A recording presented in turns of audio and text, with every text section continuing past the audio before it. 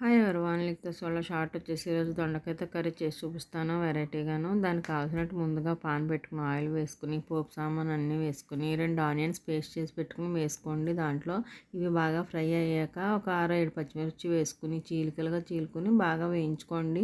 ఇవి వేగాక చిన్న పీసులుగా కట్ చేసుకున్న దొండకాయ ముక్కలను వేసి బాగా కలిపి ఒకసారి మూత పెట్టుకోండి. ఒక 5 మినిట్స్ మూత పెట్టి తీసుకున్నాక కొద్దిగా సాల్ట్ కర్రీకి తగ్గట్టుగా సాల్ట్ వేసుకుని కారం కొద్దిగా వేసుకోవాలి అంతే అండి. పచ్చిమిర్చి ఎక్కువ వేసాం కదా.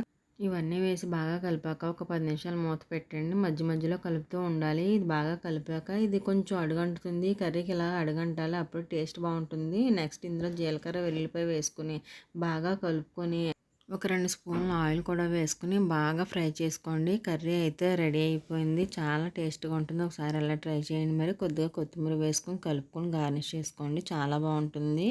నా కర్రీ అయితే మీకు నచ్చింది అనుకుంటున్నాను. మరి